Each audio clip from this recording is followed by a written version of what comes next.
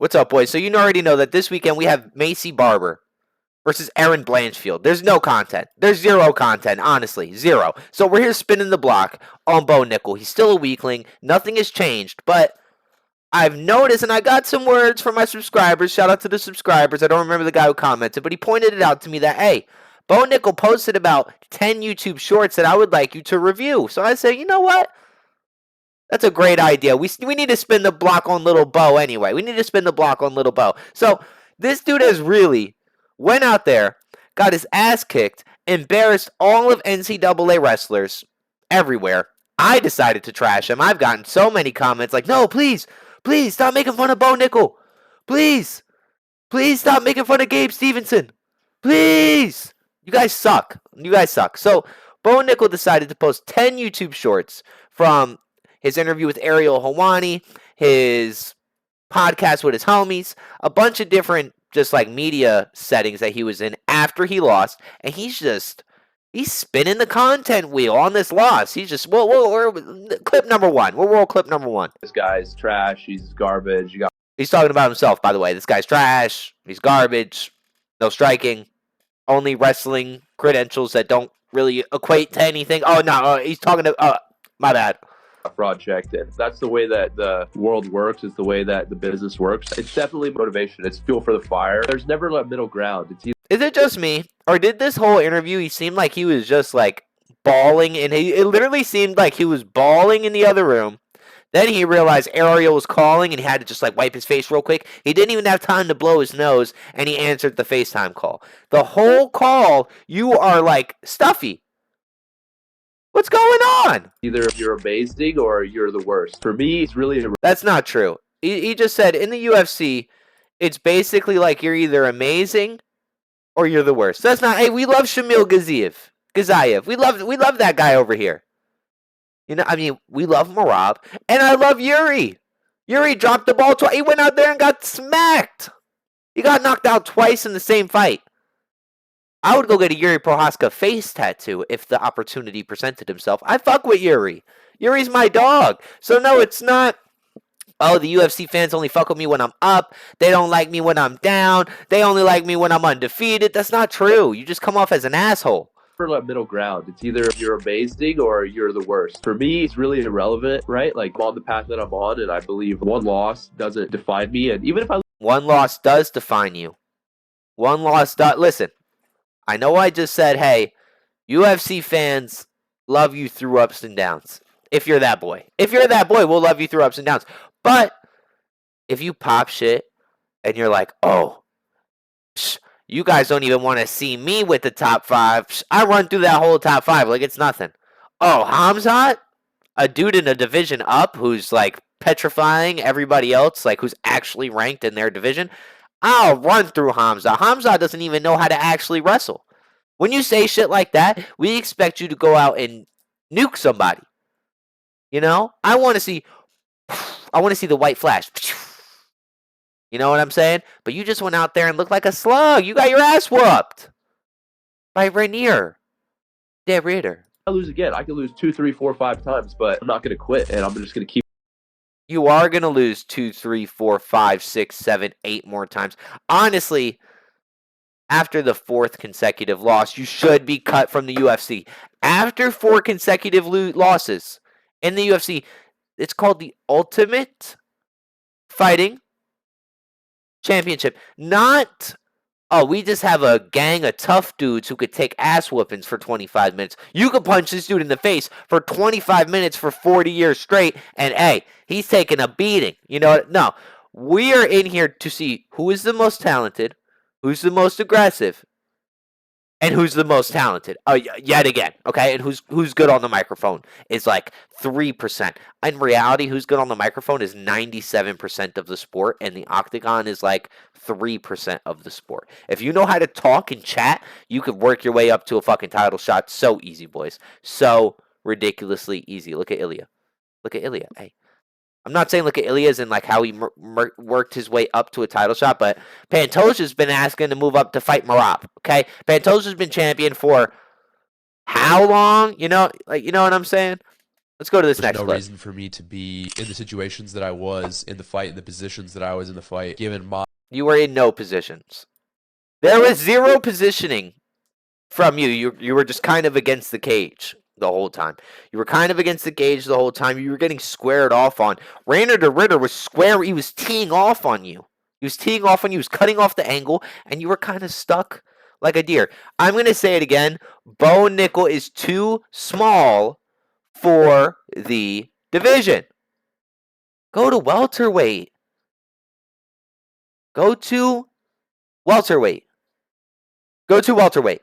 You are small. Rainer de Ritter is also not as muscular for the division as Paulo Costa or somebody else in the division, but he's way bigger than you.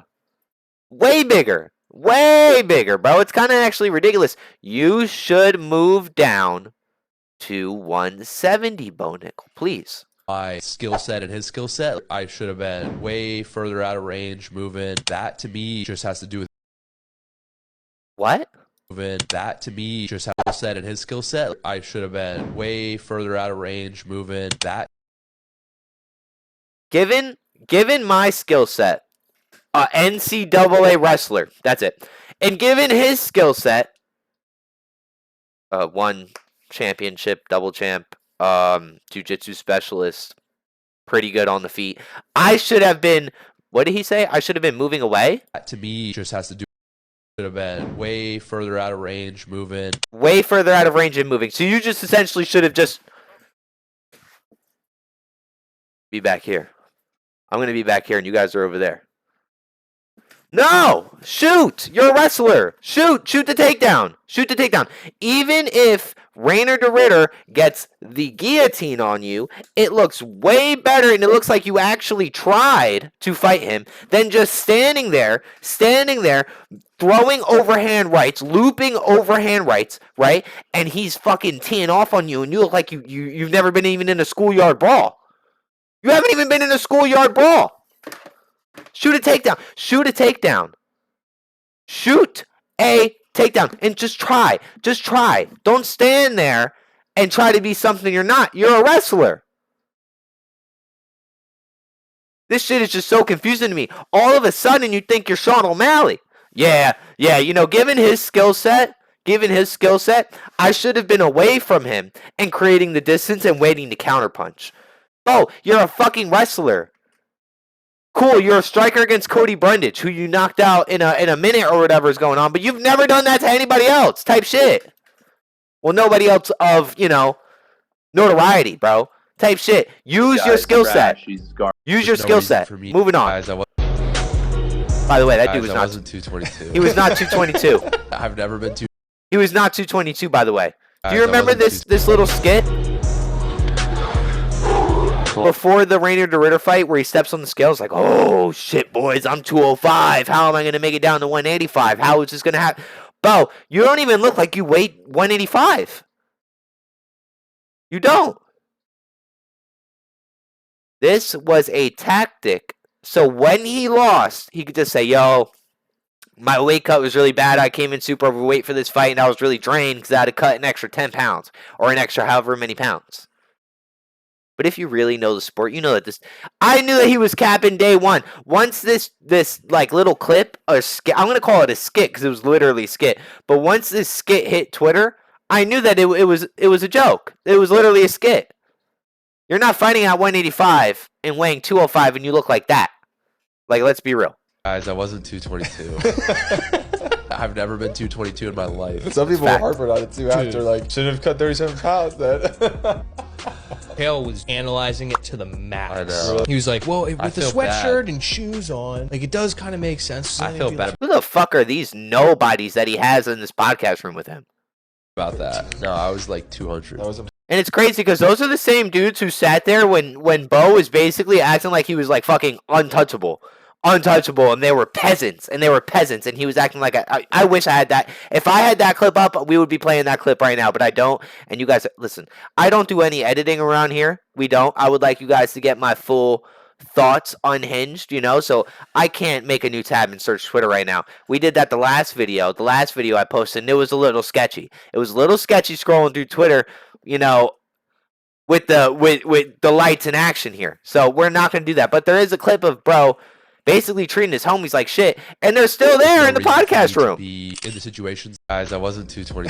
I never. Get them out You the fucking mentioned on Joe podcast room. Rogan's podcast how you went golfing with President Trump. He recently You mentioned on the Joe Rogan Experience that you recently went golfing with President Trump.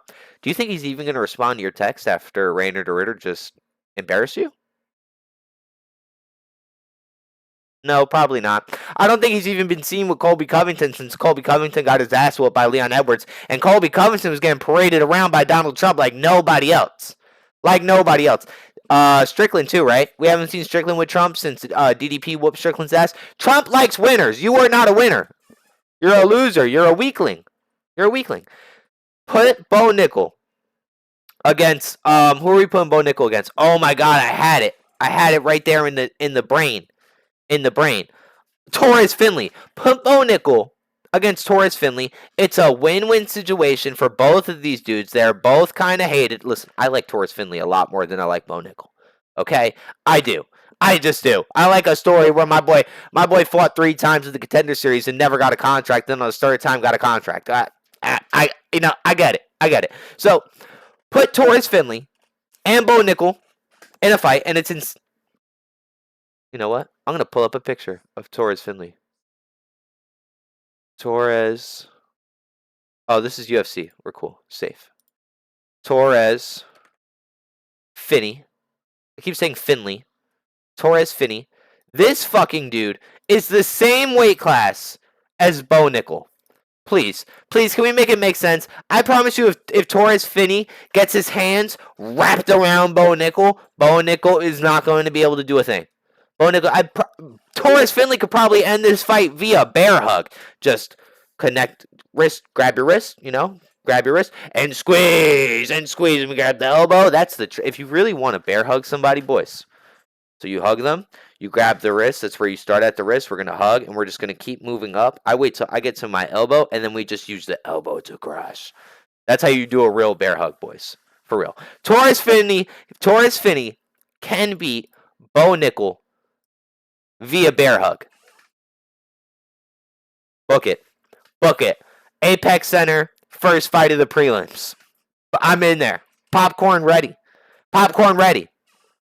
Bo Nickal, you should have a fight announced soon. You took 0 damage. 0.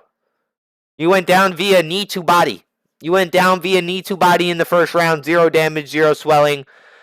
Pretty sure you weren't even out of breath at the end of the fight. And I'm like 95% sure you didn't even have a drop of sweat on you. I think you just kind of collapsed. Okay? Book another fight.